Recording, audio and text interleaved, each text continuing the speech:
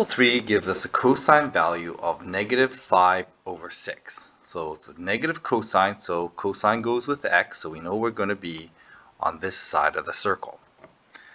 So which quadrants does cosine theta have negative values? So the quadrants for negative cosine, so that negative shows up in quadrant 2 and quadrant 3. Okay, so our negative cosine, I'm just going to highlight that negative cosine is going to be in these two quadrants. Okay, it's because we're talking about a negative x value. So do we need to find theta 1 and theta 2 for this problem? Well, we do need to find theta 1 and theta 2 because it doesn't specify which quadrant this angle is in. So it could be in quadrant 2 or it could be in quadrant 3. So we have to give both answers for this problem. So when I undo this cosine, I'm going to use my arc cosine. That's going to be arc cosine -5/6. My calculator will give me one of the two positions in either quadrant 2 or quadrant 3. Now, the arc cosine happens to be defined only from 0 to 180 degrees. Okay, so it's only going to give us answers in that range. So it will never give us an answer in quadrant 3. So when I try this in my calculator, I should find that the angle that I get is from quadrant 2.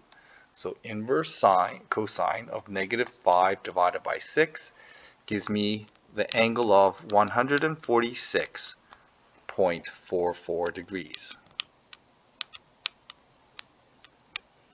And that is my theta 1 angle. That's the one I get from my calculator. I'm going to call that one theta 1.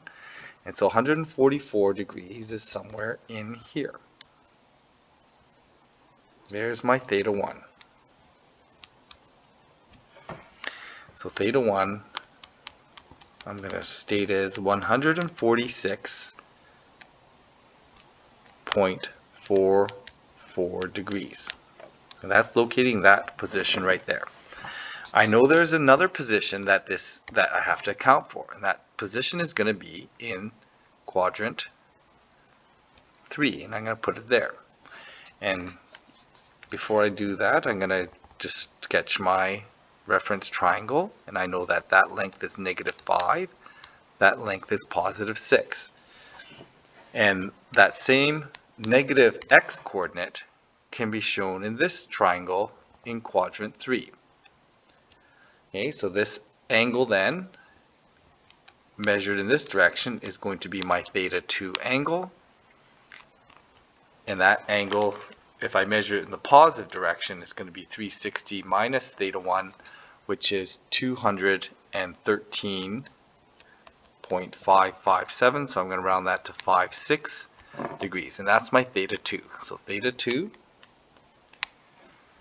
is equal to 213.56 degrees. And do we need to find theta 1, theta 2 for this problem? Yes. Okay, because a quadrant is not specified. So looking at this last one here, we have an angle in quadrant 3. So this time the quadrant is specified. So although we have to consider both angles, we are only going to use the quadrant 3 angle. So sine is a y value. So the sine is negative, so I'm going to use the sine value. Negative sine value shows up in the negative y quadrants, which are these two quadrants here, and that's going to be quadrant 3 and quadrant 4. Now, in this case, we're specifically looking for the angle in quadrant 3. So if I get a quadrant 4 angle, I want to disregard that angle. So when I undo my sine, if I know the range of my arc sine function, I can kind of predict where it's going to end up. In fact, arc sine and tan only show up in quadrants 1 and 4. The function is only defined for quadrants 1 and 4 angles. So when I undo this, so second sine of negative 4 divided by 7 gives me an angle of negative 34.85 degrees. Now that is in the wrong spot. Okay, so if I sketch that in, there's my negative 4, there's my positive 7, and there's my negative, my theta 1 angle, and that angle is 34.85 degrees negative. Okay, it's a negative angle. I got to make sure that I've gone in the negative direction. It's a negative position angle, so it's not a quadrant 1 angle, it's a quadrant 4 angle. However, I'm in the wrong quadrant. I want quadrant 3. So quadrant 3 angle, if I want the same sign, it ends up over here symmetrically on the other side. I still have a negative 4 position, still have a radius of 7, but now I'm in quadrant 3. And I want to find out the quadrant 3 position, which I'm going to now call theta 2 because that's the non-calculator version of this. And I can use that angle here and just add it on to 180. There is a formula for this, so I'm just going to show you the formula. It's going to be the symmetry from 180,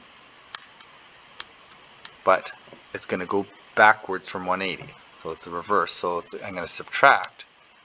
But in this case, because I've gone backwards, I need to go in the positive direction. And that's where I'm going to end up with a plus 34.85 degrees.